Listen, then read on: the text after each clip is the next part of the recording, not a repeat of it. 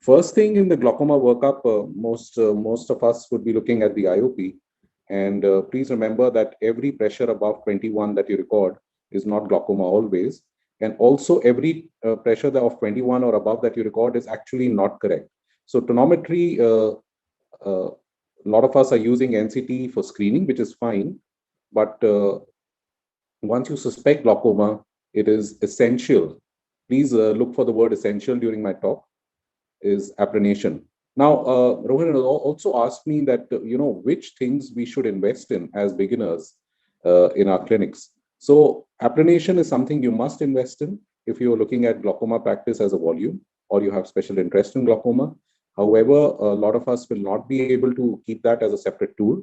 So what I suggest is that before we go to what is in the next slides, that means the next tools, we should order an applanation from a neighboring clinic, even if we don't have it in our own setup. So applanation, what I feel is that, if we do applanation in a glaucoma suspect, and when the suspect was based on NCT or SHIOTS alone, once you do applanation in those individuals, roughly 1/3 will be corrected IOPs and they will not remain glaucoma suspects at all. So they will not be subjected to what we are going to talk next. Keep this in mind as we go forward. Now, the next thing is diurnal variation. When is it a must?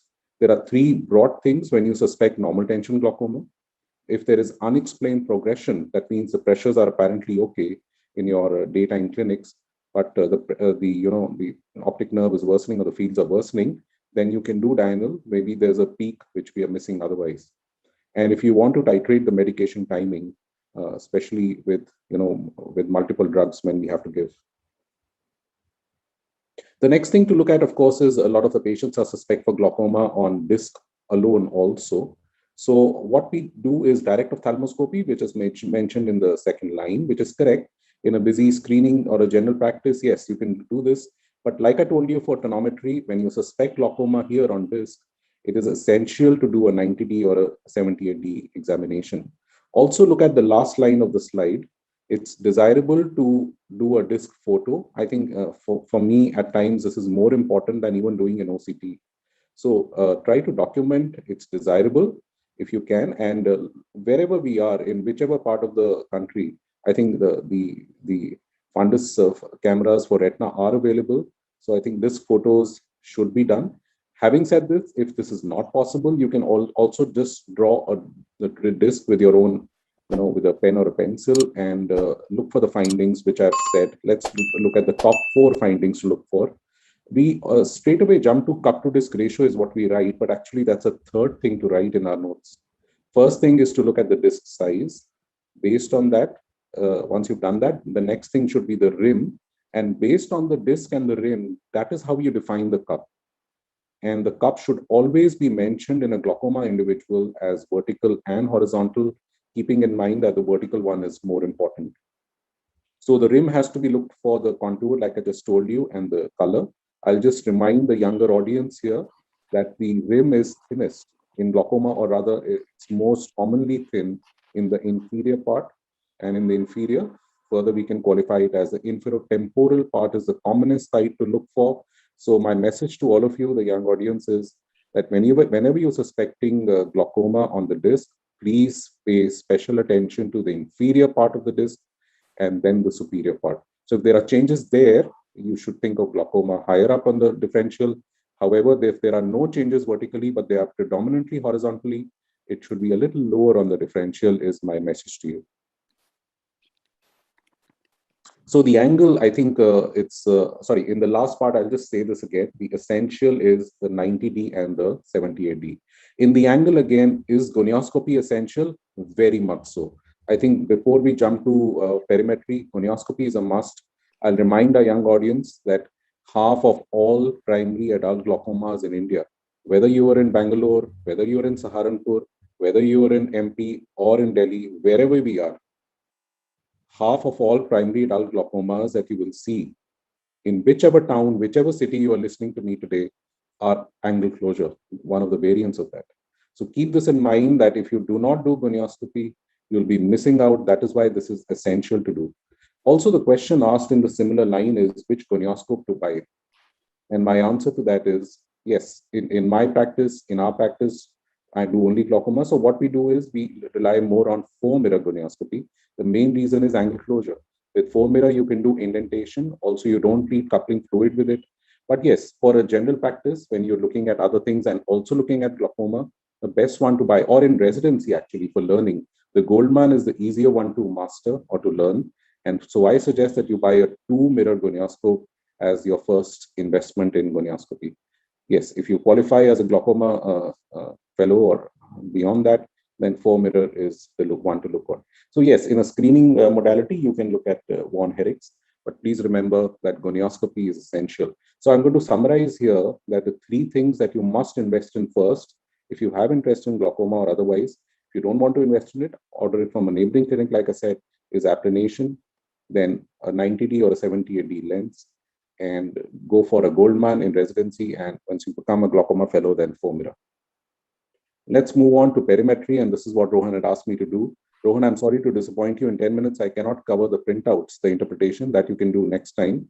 But yes, perimetry, is it essential? It was your topic for me. I very much so. It's the gold standard. Please remember that unless you do perimetry in a glaucoma suspect who comes to you for the first time, how can you call a patient as a glaucoma suspect? Because for all you know, if you do perimetry in this individual, and if he has early classical glaucoma field effects, then he doesn't remain a glaucoma suspect anymore. Then he becomes an early glaucoma and probably needs treatment. So please remember this, not just for a good clinical acumen, but also for the medical legal safeguard. You must do perimetry at the baseline. It is a must. Whether you want to invest in the perimetry is a different thing. Like I told you for Applanation, you can always order it in a group practice, in a neighboring clinic, but perimetry is a must. Please remember this. The 2 popular machines in India are Humphreys and Octopus. There are various other variants which are available. My answer is it's okay to buy one of those cheaper brands rather than not doing perimetry at all. So please remember, we are not going to go into the details of the which perimeter to buy, but it's important to do perimetry for sure. Now, this is also the question asked to a lot of us, which is the commonest field test done the world over for a glaucoma suspect? My answer is the last 2 lines. It is a 24-2 CETA standard. So remember this. This is the one that you should order from a neighboring clinic if you are not investing in a perimeter. This is the test to order. Now, OCT, I think you should understand the fallacies with it. It's a good tool to do as a baseline. Like I said, I'll just explain why. Because it tells you about pre-perimetric glaucoma. Sometimes the field effects are not there and the structural changes can be picked up on OCT. That's why it's in glaucoma suspect you can do. But look at the last line, then I'll come to what is left in between. Beyond moderate glaucoma, OCT is not such a useful tool to do alone because it has what is known as a floor effect or a plateau effect. Beyond moderate glaucoma, OCT does not help us much. So when you already have an established moderate glaucoma, the field again, this is again the reason I'm telling you perimetry is a must, because beyond moderate glaucoma, we rely on field and field and field only for looking at progression. Yes, there are indications for OCT beyond moderate glaucoma, which we'll leave to another time. But yeah, so look at this OCT first. Look at the 3rd line of the slide now. The first OCT is showing a defect, like is shown in the printout on the right side. It's showing a defect. And my question is, would you still want to start treatment on the first OCT showing defect? The answer in most of these cases to answer to this question in most cases is no. No treatment when only the OCT is showing, the first OCT is showing the RNFL defect. The reason is because if you repeat the OCT, often if you repeat the OCT yourself after 10 minutes in the same patient, you will get a different report. So this is where I feel it's a lot fallacious to do or base your treatment only on the first OCT. Please keep in mind that then the question you will ask is, why do such an expensive test if that is showing an RNFL defect and still you don't want to start treatment? So my answer to that is you must do it, because the indication for treatment based on OCT alone is progression. If you don't do the OCT today when the patient comes to you, then you need to repeat it after, say, 6 months. You may not start treatment today, but you need to repeat it after, say, 6 months. And if the OCT test done after 6 months or 1 year is showing progression, then that becomes an indication for starting treatment. So you should do it on the baseline to look for, to have that baseline test, to compare it further and look for progression. And that becomes the indication for starting treatment. That is why I mentioned 2 slides back that often, OCT, if you don't do, it's a desirable test. It's not an essential test. A good disc examination with the 90D or a 78D is an essential part. And if you can do a disc photo, it's okay. So please remember this. A lot of you jump to doing OCT and miss out on the 3, 4 other essential tools that I mentioned on the previous slides. What about corneal thickness? Again, it's desirable and it's should be done in all suspects ideally. But when to do? Sometimes you don't have it. You need to order it from a neighboring clinic. So when to do is, these are 3 broad indications: in normal tension glaucoma situations, in ocular hypertension situations, that is on the extremes of primary open angle glaucoma situations. And the third is again the same thing. If there is progression despite the IOP being on target. So maybe you are under recording it, and that's why the patient is progressing. A lot of the times, actually, you don't have to start treatment in a glaucoma suspect. So you need to follow up. And the broad indications are 6 months to 1 year. And what we do in actual clinical practice in a suspect is we alternate between perimetry and OCT. That means you look at the function and the structure alternately. And when one of them is showing changes, suppose the OCT is showing changes, and then you can repeat the perimetry a little sooner than 6 months. But if both are coming good, coming okay, then it's good to repeat it alternately.